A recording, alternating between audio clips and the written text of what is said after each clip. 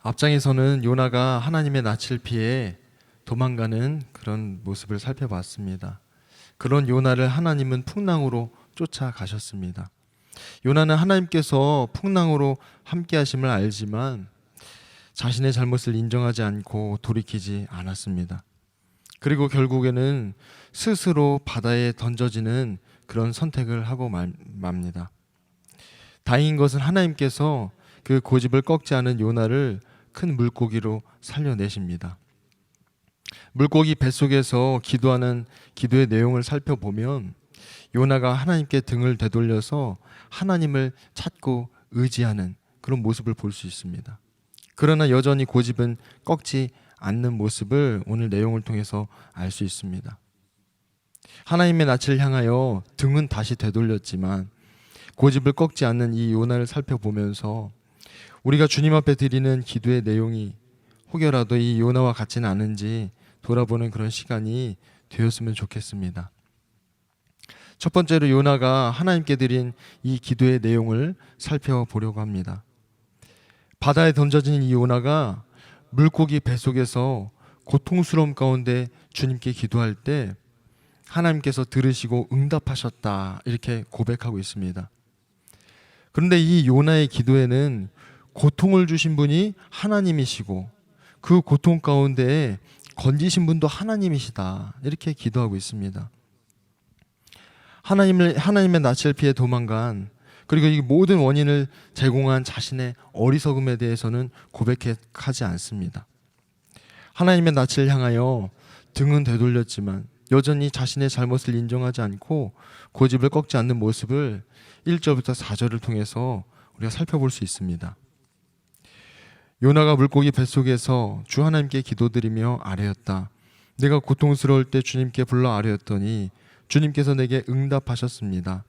내가 스울 가운데서 살려달라고 외쳤더니 주님께서 나의 호소를 들어주셨습니다.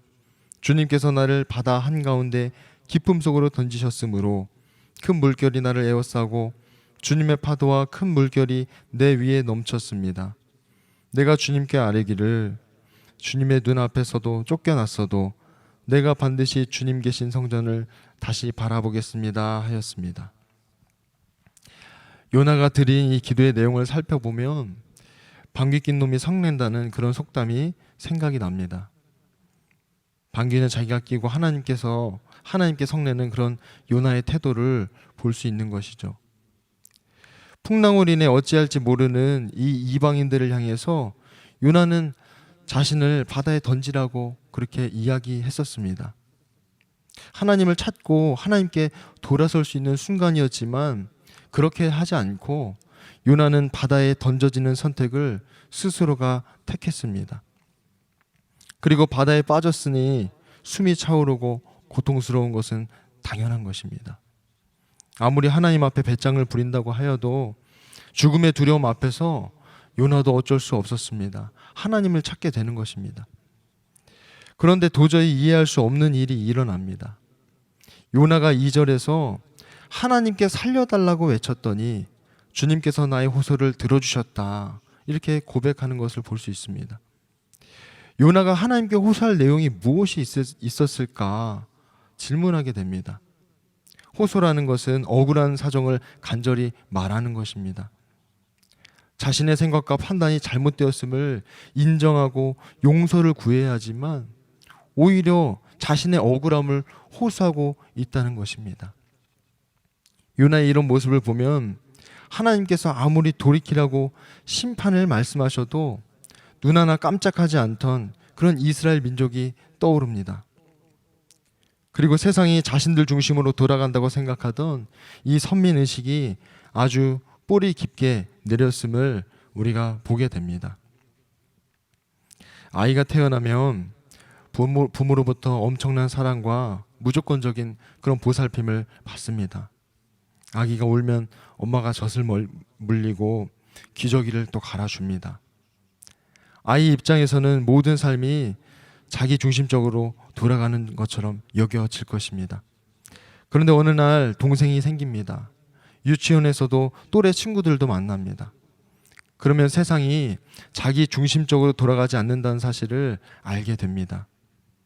동생과 친구는 경쟁하고 싸워서 쓰러뜨려야 할 적이 아니라 함께 살아가야 하는 가족이기도 하고 이웃이기도 한 것입니다.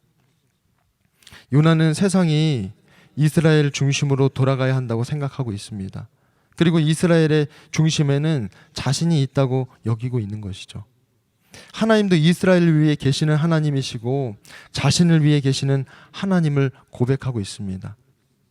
그 하나님께서 자신을 바다에 던지셔서 고통스럽게 하셨고 물고기 뱃속에 집어넣으셔서 목숨이 힘없이 꺼져가게 만드셨다고 거리낌 없이 말하고 있습니다.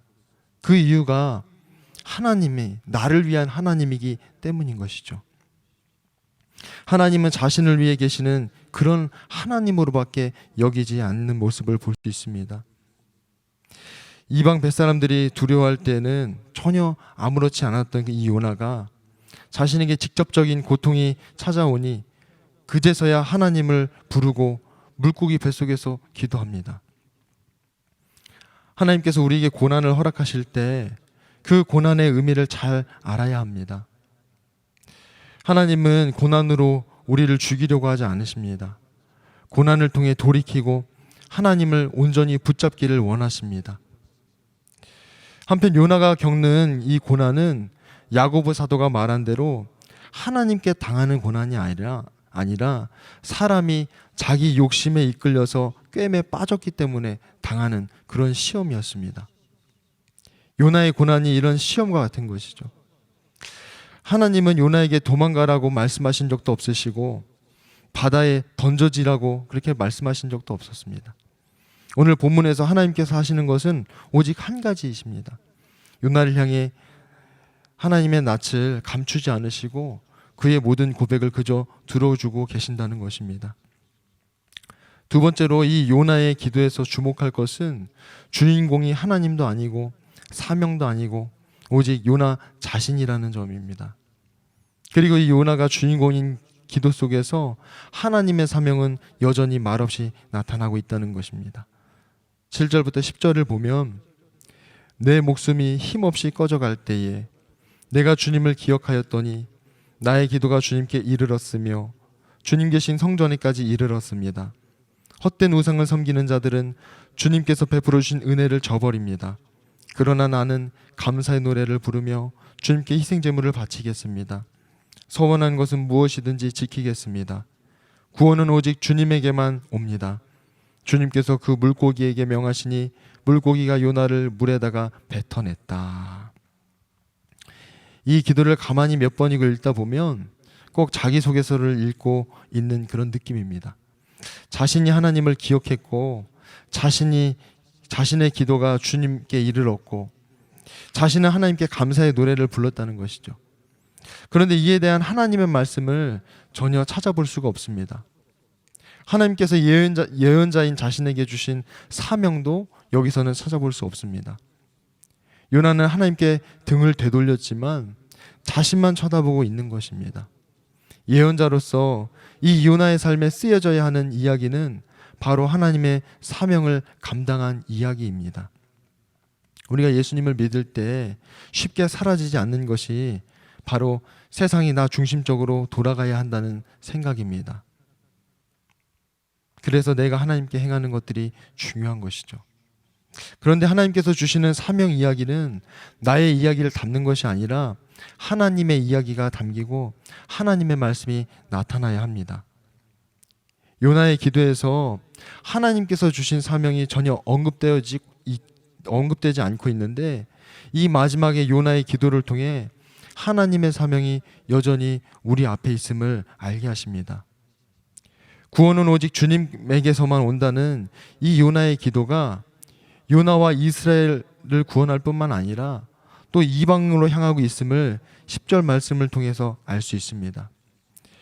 하나님께서 아무 말씀도 하지 않으셨지만 한 가지 행동을 통해 이방 민족을 향하신 이 하나님의 마음이 분명하게 표현되고 있음을 알 수 있습니다. 10절에 주님께서 그 물고기에게 명하시니 물고기가 요나를 뭇에다가 뱉어냈다. 주님께서 어떤 말씀도 없이 행하신 한 가지 일은 요나를 다시 사명의 자리에 세우기 위해 무트로 보내신 것입니다. 주님은 오늘도 우리를 사명의 자리에 세우시기 위해 일하십니다. 그 사명의 자리에 부모로서, 또 가장으로서, 기업의 대표로서, 직분자로서 그곳에 우리를 통해 주님은 말씀하기를 원하십니다. 우리 삶에 찾아오신 주님을 주목하여 그 사명의 길을 온전히 감당해 나아가게 되기를 원합니다. 이 시간 두 가지를 함께 나누었습니다. 요나가 고통 가운데 하나님을 향하여 등을 다시 돌렸지만 여전히 자신의 잘못을 인정하지 않고 돌이키지 않고 있다는 점입니다. 심지어 자기가 겪는 이 시험이 하나님 때문이라고 이야기하고 있습니다. 그럼에도 불구하고 하나님은 묵묵히 그의 기도를 들으시고 요나에게서 낯을 거두지 않으십니다. 요나가 자신의 고집을 꺾지 않았지만 여전히 하나님께서 주신 사명은 그의 발 앞에 놓여 있습니다. 그리고 구원이 하나님께 있음을 요나에게 보여주시며 그를 사명의 자리로 세우심을 우리에게 말씀하십니다. 우리가 함께 두 가지 기도 제목을 붙들고 함께 기도하기를 원합니다. 첫 번째로 먼저 기도할 것은 주님, 나를 중심으로 살지 않게 하시고 하나님 중심으로 살아가게 하여 주옵소서. 하나님께서 허락하신 이 생명이 하나님의 사명을 감당하는, 하나님이 중심이 되어 하나님의 말씀을 따르고 주님께서 원하시는 뜻대로 삶을 살아갈 수 있도록 인도하여 주옵소서. 함께 기도하도록 하겠습니다.